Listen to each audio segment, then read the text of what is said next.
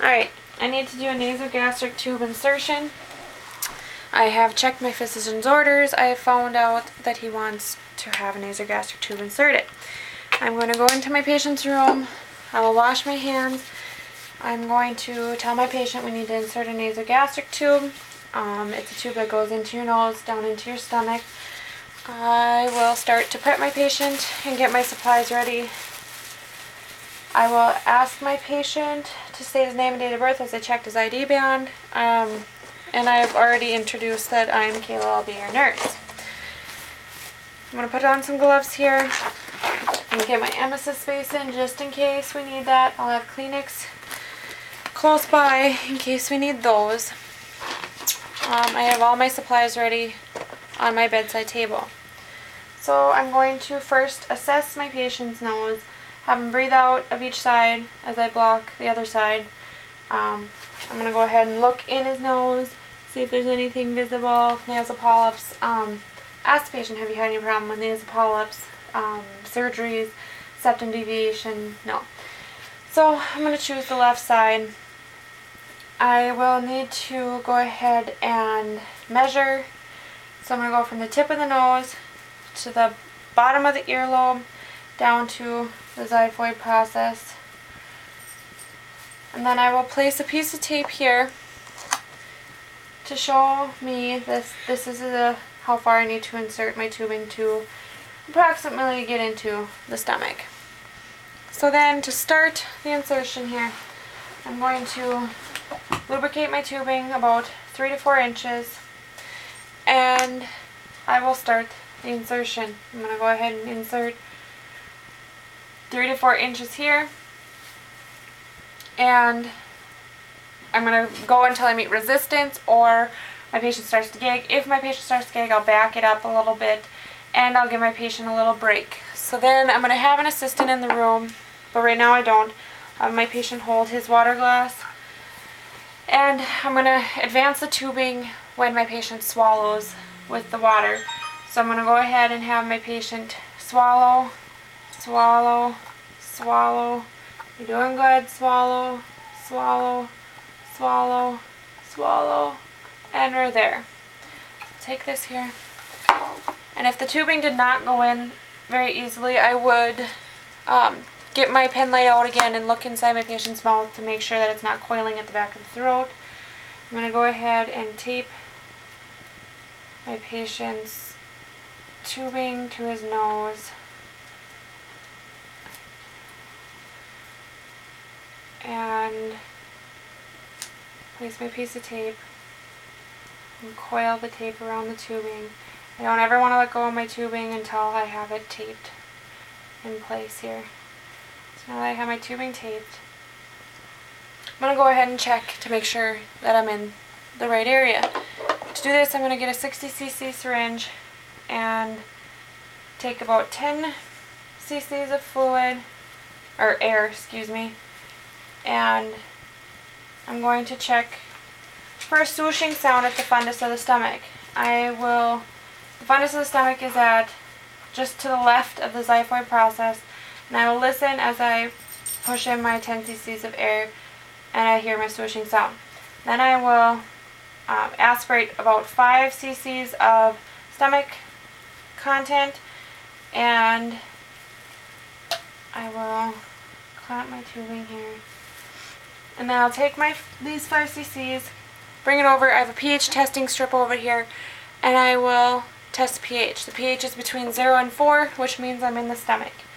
I will then attach my tubing to the suctioning. I will tape the tubing better to the patient's nose. I'll turn my suctioning on, and I'm going to tape to the patient's, make a tag here so I can pin it to the patient's gown so that he still has enough room to move his head back and forth. And then with the suctioning on, I'm going to take a clean syringe and 5 cc's of air in the blue tubing. I'm going to put 5 cc's of air in to make sure that my tubing is not on the stomach wall. And do that again, but I'm going to unclamp 5 cc's.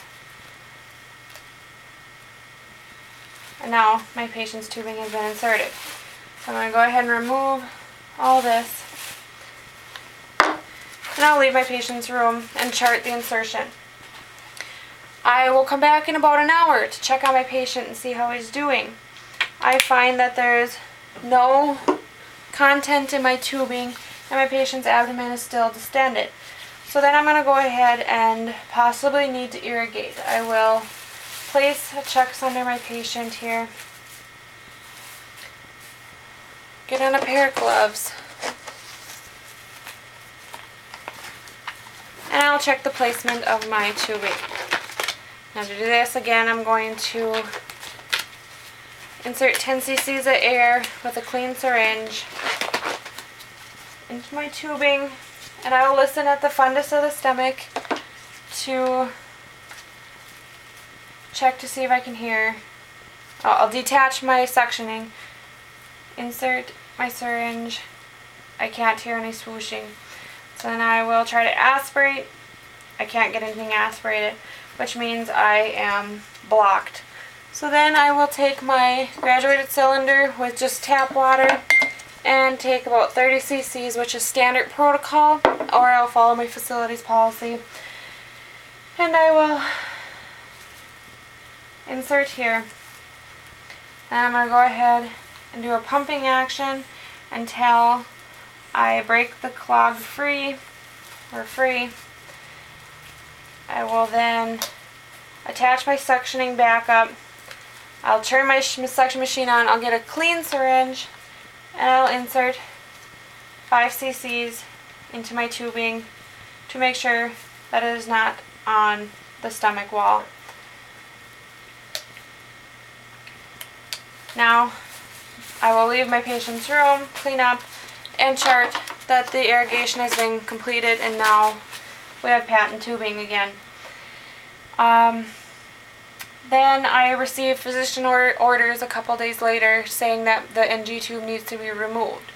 So I'm going to come into my patient's room, explain that the tubing needs to be removed now, wash my hands, and get my patient ready. Now I will set up my chucks here and get a pair of gloves on. Now before I remove, I'm going to need to listen to my patient's bowel sounds.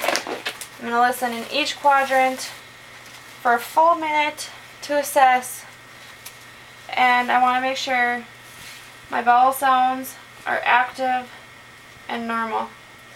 Bowel sounds are good. I then will go ahead and check the placement of my tubing with a clean syringe. I'm going to insert, I'll remove my suctioning.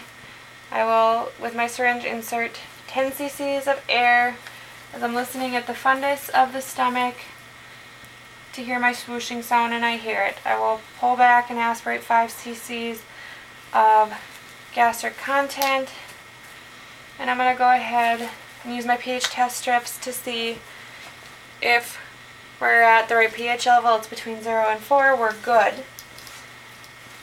I will then take a clean syringe and my graduated cylinder, and I will take 20 cc's of water, tap water, and 20 cc's of air, and this is a standard policy. I will follow my facilities policy.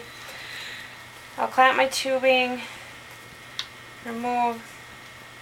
Now at a 90-degree angle, I'm going to insert my fluid and then my air. This is going to clean my tubing and then push the air through my tubing. I'll leave my syringe attached. I'll detach this from his clothing, and I'm going to start peeling the tape. Now I'm going to have my patient take a deep breath and hold it, and I'm going to have him hold it to, don't hold it yet. I'm going to have him hold it to prevent aspiration when I'm pulling the tubing out. So go ahead and hold your breath and pull the tubing, and we're out.